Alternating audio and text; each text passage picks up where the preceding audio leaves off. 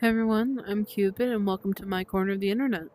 Today I'll be talking about what it was like growing up for me as someone who is gender fluid, but didn't figure that out until later. When I grew up, I was not allowed to wear pants around my grandparents or my great grandparents because they were seen as very old fashioned. That was just how it was. It doesn't matter, that's just how it is. Now, a lot of the times as I got older, my mom finally let me wear pants at school because I had told her about an incident. She didn't believe me. I'm not going to go into that. But the boys would pull my hair whenever it was in a ponytail. I constantly got laughed at because I didn't like tucking my shirt in. And as I grew into my body, I got slut shamed by teachers in elementary school because I had my shirt unbuttoned probably down to like the collarbone that you can see because it was hot inside. And at that time, I think I was like maybe 8 because my body had started growing, I think right before I had gotten puberty. And puberty, it just skyrocketed. And then I got puberty when I was 9. I had gotten claimed that I was eating in the bathroom stalls despite, putting pads on. When I was in middle school, multiple girls asked me why my chest was so big, because at that time I was also overweight. So it was meant to be a jab at me. And when I went to high school, I had a lot of boys that would jokingly ask me out because I was the weird, fat, autistic kid. And I always told them no, and then they'd get really pissed off for some reason. There was a guy I had accidentally bumped into, and they told me I was a fucking whore and made a gun sign at me saying they'd shoot me in the head, which I told the vice principal about, and the guy got I think it wasn't suspended, expelled. He got expelled. And when I got my first girlfriend in high school, multiple people told us that we weren't a real couple because we were both girls. I got hit in the head with basketballs a lot as a kid. I had boys literally aim for me when I had tried to play with the boys because I had really good hand-to-eye coordination. They wouldn't let me play with them because they told me I was cheating. Now, I used to have after-school activities back in elementary school, and one of the shows I really liked at the time was Randy Cunningham, the Ninth Grade Ninja, and that one with the Muppet dude and the boy who had the 3 sisters. I can't remember it right off the top of my head, and Danny Phantom. Those were my all-time favorite shows. And I had overheard the boys talking about it in the after-school activity, and I wanted to join in, and I was mentioning it, and they told me, "You're a girl, you can't like boy shows."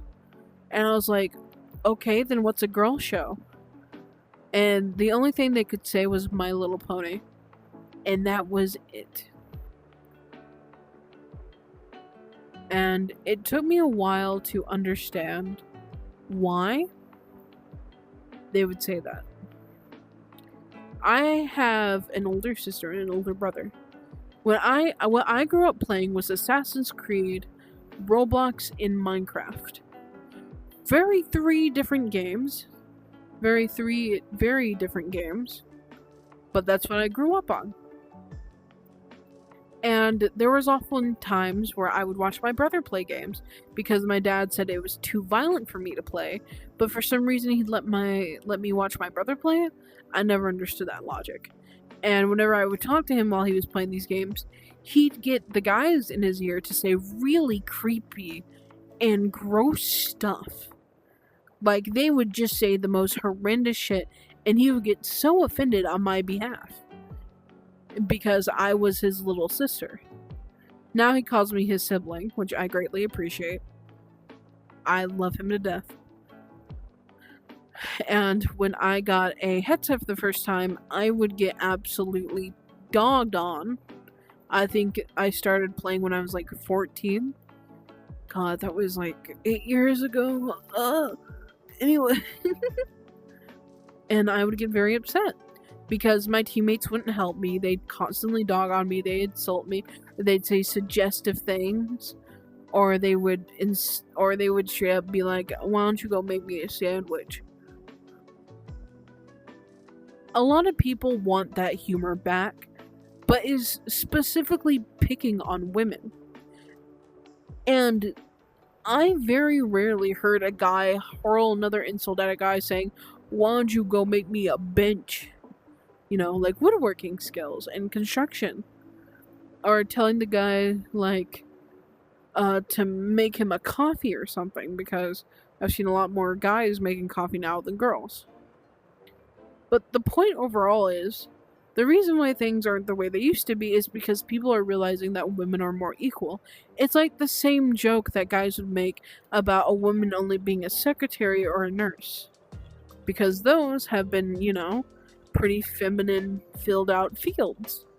But it's not okay to make those jokes, because you're automatically assuming that that's all they can do because they are a woman. There's also a YouTuber who, like, stitches TikToks and talks about how, like, the whole entire chat roots for her, but doesn't, and just brings down the man. But if the situation was flipped, they'd tell her to leave him and all that. Well, yes, you shouldn't support people who are obviously doing bad things. I think majority of it is a joke, because men aren't very, ostracized against, especially straight white men. I hate to tell you this, straight white men are at the top of the board who have the most privilege, and gay, trans, black women are at the bottom. People of color, people who are trans, and people who are queer are all discriminated against. And if you're all three, you're not going to be treated very well. And if you're none of them, you're basically at the highest point. I will say it's not a good thing about how, you should don't hate the girl, hate the crime. It kind of makes people think, oh, even though I did something wrong, I'm just a girl, I can't do anything wrong. When that's not the truth. Everyone should hold each other accountable. But the reason, while I'm saying growing up a woman was pretty hard, because no one taught me what a period was. I got taken out of sex ed class. And also in elementary school, they told us to stop wearing white shirts because you could see our bras. They were telling that to a bunch of kids, by the way. I graduated out of elementary school when I was like 12. So these are like, you're telling that to a bunch of preteens that they can't wear white shirts because their bras are showing. What? Maybe, I don't know, loosen the uniform a little bit? Because it's not fair for the girls on particularly hot days, because that means they'd have to wear a black shirt. So now they have an undergarment inside their shirt. On top of that, they're wearing a black shirt. Can you imagine how hot it would have been in the summer? I'm surprised majority of us didn't get a heat stroke. But the boys could wear whatever they want. They made the same rules about the girls only being able to wear like a certain length of short skirts or shorts. But the boys could wear whatever they wanted. And if girls had, the shorts on, they had to wear very long socks to cover up majority of their leg. But not boys. No, never the boys. And girls had to have long hair, and boys could wear whatever they wanted. And it made me so upset because I realized just how sexist the system I was in was. We weren't treated very well. Hell, women aren't treated very well nowadays. I just wish there was a point in my life where, for a whole year, no one said anything creepy to me. No one made suggestive comments about my body. No one made woman jokes at me. But I don't. And people try to say, what if men get catcalled all the time? Men very rarely get complimented. In fact, usually men don't get their first bouquet of flowers until they're dead. Women, on the other hand, get flowers all the time. Here's the thing. The reason why women don't like being catcalled is because it constantly happens, and because they're constantly told, oh, you're dressing up, you must be doing it for someone else. Every time I get dressed up, my brother asks me if I'm going somewhere, because I usually get dressed up if I'm meeting someone because I want to make a good first impression. But sometimes I just want to dress up so I can feel pretty because I just want to feel pretty. Not a lot of people get that women have gotten so tired of being told they have to look pretty for their partners. They have to look natural for their partners. They have to be skinny for their partners. They have to be plump for their partners. They have to cook. They have to clean. They have to bear the children. They have to somehow still have a side job if they're a full-time mom, just in case their partner ever divorces them. They have to have backup plans. They have to have friends. They have to spend time with their husband. And for so long, people have said that women have to please their husband no matter what. Marital rape wasn't even recognized until the 1990s. Which means if a woman claimed that her husband did something to her that she did not like, it'd be brushed under the rug. Because that's what a woman was meant to do. It's not fair that men are expected to basically bring all the money in. But when was the last time a man was expected to actually be a father? You see it on TikTok that it is so rare for a woman to get pregnant and for the man to step up and actually want to be a father. It takes two to tango. It takes two to make a kid.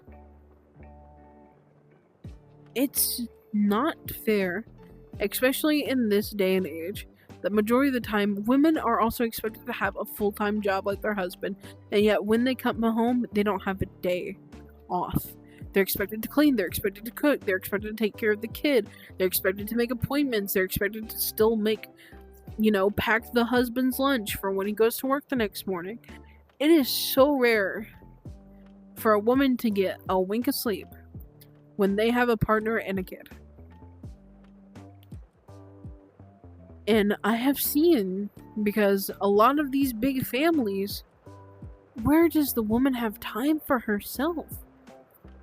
It is often described, and women who have been divorced and their kids have grown up have often described that when they give birth to a kid, that becomes their life. They don't really have a social life anymore. They rarely work. They don't really have money coming in from themselves. And their whole entire day revolves around this kid.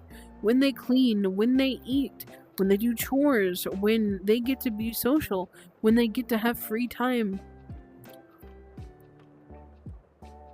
In this economy, you have to find the joy in the little things. And that rarely comes. If you want to have kids, then go for it. But remember, when you do have a kid, they will most likely eat up majority of your time. And you shouldn't be with someone just so you can have a kid. Because when you finally do have a kid, will you step up and help with it? Or will you just brag to everyone that you finally have a child?